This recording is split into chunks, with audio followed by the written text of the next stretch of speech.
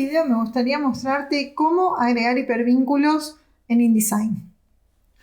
Vamos a ver tres tipos de hipervínculos. Hipervínculo a una página web que le damos a un texto, hipervínculo para escribir un mail y un hipervínculo a una web pero desde una imagen. Bueno, vamos a lo primero. En este caso yo quisiera que este texto que tiene la dirección de mi página web sea un vínculo que la persona cuando haga clic automáticamente le abra mi página web. Lo que voy a hacer acá es ir a la página web y copiar la dirección desde acá. Yo lo hago así por las dudas, que el HTTPS, que el // qué sé yo, como para no pifiarle, ¿no?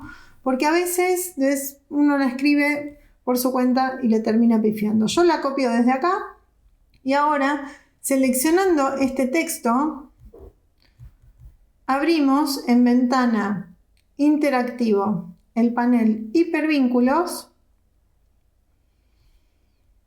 Vamos a crear un hipervínculo nuevo.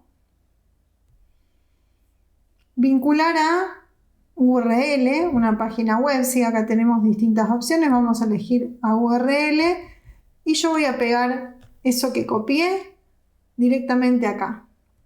Si hay algún estilo de carácter creado podemos aplicarlo y si no se aplica el que está por defecto. Y en el PDF podemos elegir si queremos que tenga rectángulo invisible o visible. Generalmente se deja invisible. Bien, hacemos clic en OK y automáticamente le cambia el color y aparece subrayado para indicarle al usuario que esto es un hipervínculo. Ahora vamos al mail. En este caso voy a seleccionar la palabra mail, hacer clic en el más dentro del panel hipervínculos y acá le voy a poner vincular a correo electrónico. Voy a escribir la dirección del mail al cual quiero vincular. Le puedo poner un asunto.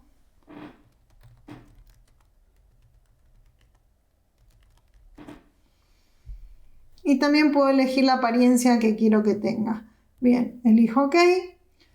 Y ahora voy a ir a estos tres iconos que tengo. Estos son imágenes que tengo colocadas dentro de la página. Y quisiera que cada una de estas sea un vínculo que lleve al usuario a esa respectiva página. En este caso voy a venir acá a TikTok. Voy a copiar la URL de TikTok. Y me voy a ir de vuelta a InDesign, selecciono la imagen, hago clic en el más, vincular a URL y pego esa URL acá. ¿Sí? Lo mismo haría para Instagram y para YouTube. Entonces ahora en el panel hipervínculos vemos que tengo distintos tipos de vínculos y si el circulito está en verde me indica que esto está funcionando bien. Podemos probarlo desde adentro de InDesign para no tener que exportar esto a PDF antes de probarlo, ¿no? Desde acá podemos ir a interactivo y elegir previsualización de interactividad de EPUB. Esto nos abre una ventana donde nos va a previsualizar la página. Bueno, si no estamos viendo nada es porque tenemos que hacer clic en el play. Bien, acá tenemos la página activa. Vamos a hacer clic en el icono de la página web y vemos que efectivamente ahí se abre. Vamos a hacer clic en el icono de TikTok para ver si funciona. Ahí está, también se abrió. Ahora, ¿cómo exportamos esto para conservar la interactividad? Lo tenemos que exportar como un PDF interactivo. Lo vamos a hacer desde archivo, exportar. En formato vamos a elegir Adobe PDF interactivo. Elegimos la ubicación, ponemos el nombre. Esta es una hoja que yo le doy a mis alumnos que tiene atajos de teclado. Guardar.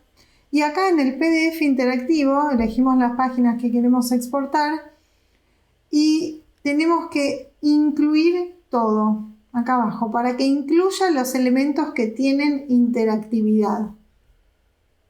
Le voy a dar a exportar. Bueno, unas cuantas advertencias. Estaba tildada la opción ver PDF después de guardar, así que se va a abrir en Acrobat.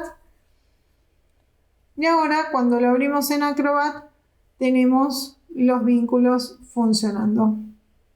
Así de fácil es exportar con interactividad en Illustrator. Chequea también el video de cómo hacer QRs en InDesign, que es súper fácil. Espero que te haya servido y si es así, déjame tu like y no te olvides suscribirte al canal.